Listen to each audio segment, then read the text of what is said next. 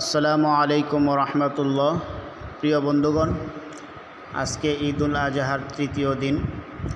আমি খালেদ সাইফুল্লাহ ও খুরশেদুল্লাহ মাহমুদ আমরা বাংলাদেশ জাতীয় চিড়িয়াখানায় আসলাম। মিরপুর 1 নম্বর অবস্থিত। তো গেট দিয়ে ঢুকলাম। সর্বপ্রথম আমরা হরিণ দেখতে পেলাম। এই যে এখানে বিশাল বড় একটি মাঠ। মেইন গেট দিয়ে ঢুকে সর্বপ্রথম হাতের বাম সাইডে এই হরিণটা দেখা যায়। বিশাল বড় মাঠ। এই মাঠের ভিতরে হরিণ ঘোরাঘুরি করতেছে। এরপরে একটু হাঁটার পরে হাতের ডান সাইডে বিশাল বড় বানরের খামার। এখানে বিভিন্ন প্রজাতির বানর আছে। এই যে বানরগুলো কত সুন্দর করে খেলা করতেছে। কেউ উপরে লাফাইতেছে, কেউ হাঁটতেছে, কেউ নিচে বসে আছে। এভাবে বানরগুলো খেলা করতেছে। তো বানরগুলো খালেদ সাইফুল্লাহ মাহমুদুল্লাহ দেখতেছে। খুরশেদুল্লাহ মাহমুদ দেখে খুব আনন্দ উপভোগ করতেছে।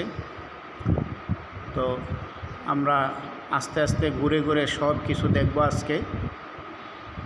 এখানে হচ্ছে আরেকটা প্রজাতির হরিণ। বানর দেখার পরে হাতের ডান সাইডে আমরা যখন আসলাম তখন বিশাল বড় একটি মাঠ। এখানে মাঝখানে গাছও আছে, বড় বড় বিশাল গাছ। এই মাঠের ভিতরে আরও অন্যরকম প্রজাতির হরিণ। এখানে খালেদ সাইফুল্লাহ দেওয়ালের উপরে উইটা বইসা খুব সুন্দরভাবে আরামে হরিণগুলো দেখতেছে। এই যে খালেদ সাইফুল্লাহ একদম দেওয়ালের উপরে উঠছে। আমরা সবাই নিচে দাঁড়ানো। সাইফুল্লাহ একদম দেওয়ালের উপরে ওইটা কত সুন্দর করে এই হরিণগুলো দেখতেছে। ওদের খেলা, ওদের খাওয়া, ওদের চলাফেরা সব কিছু প্রদর্শন করতেছে। তো আজকে আমরা বাংলাদেশ জাতীয় চিড়িয়াখানায় আসলাম খালেদ সাইফুল্লাহ খুরশেদুল্লাহ মাহমুদকে নিয়ে। তো ঘুরে ঘুরে আমরা সব কিছু এখানে দেখব। এখানে বাঘ, হরিণ, সিংহ, বিভিন্ন ধরনের সিংহ আছে। দেশি সিংহ, তারপরে আফ্রিকান, বিভিন্ন দেশের সিংহগুলো আছে। বড় বড় সাপ, বিশাল আকৃতির অজগর সাপগুলো আছে। তো এগুলো আজকে আপনাদেরকে সাথে নিয়ে ঘুরে ঘুরে আমরা সব দেখব। আসেন আমরা সবাই দেখতে থাকি। আউযু বিল্লাহি মিনাশ শাইতানির রাজীম। বিসমিল্লাহির রহমানির রহিম। আলিফ লাম মিম। যালিকাল কিতাবু লা রাইবা ফীহি হুদাল লিল মুত্তাকিন الذين يؤمنون بالغيب ويقيمون الصلاة ومما رزقناهم ينفقون والذين يؤمنون بما أنزل إليك وما أنزل من قبلك وبالآخرة هم يوقنون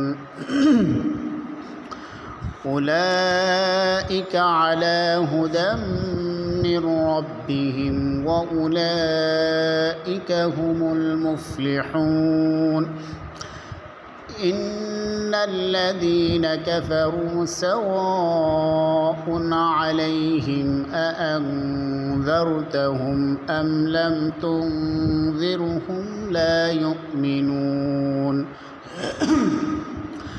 ختم الله على قلوبهم وعلى سمعهم وعلى أبصارهم غشاوة ولهم عذاب عظيم ومن الناس من يقول آمنا بالله وباليوم الآخر وما هم بمؤمنين يخادعون الله والذين آمنوا وما يخدعون إلا أنفسهم وما يشعرون في قلوبهم مرض فزادهم الله مرضا ولهم عذاب أليم بما كانوا يكذبون وإذا قيل لهم لا تفسدوا في الأرض قالوا إنما نحن مصلحون ألا إنهم هم المفسدون ولكن لا يشعرون وإذا قيل لهم آمنوا كما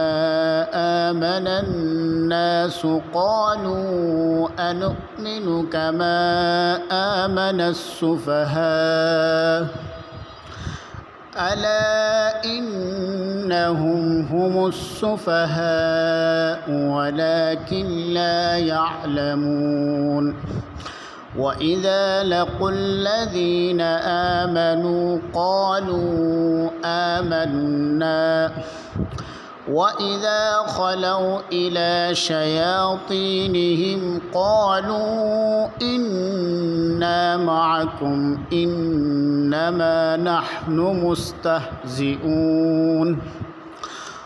الله يستهزئ بهم ويمدهم في طغيانهم يعمهون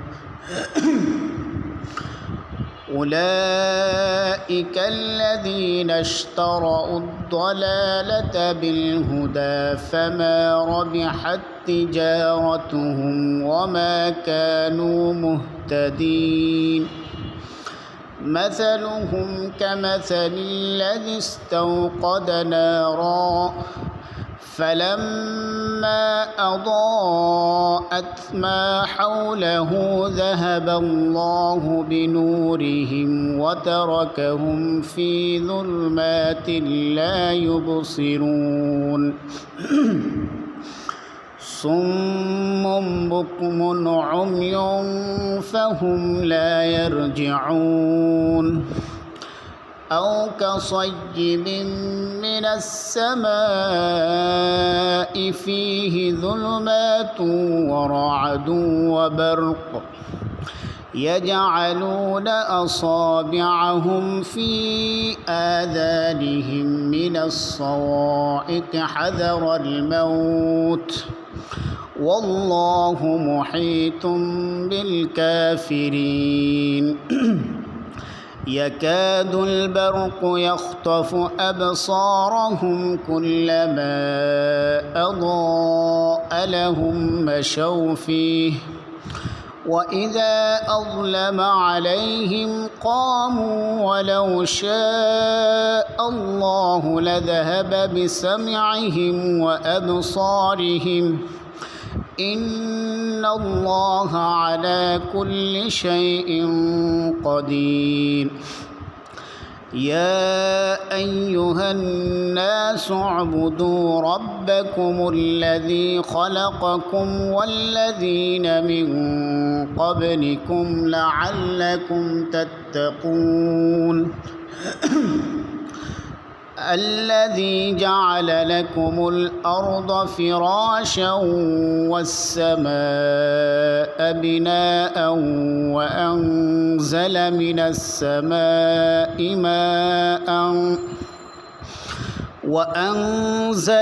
السماء ماء فأخرج به من الثمرات رزقا لكم فلا تجعلوا لله أندادا وأنتم تعلمون وإن كنتم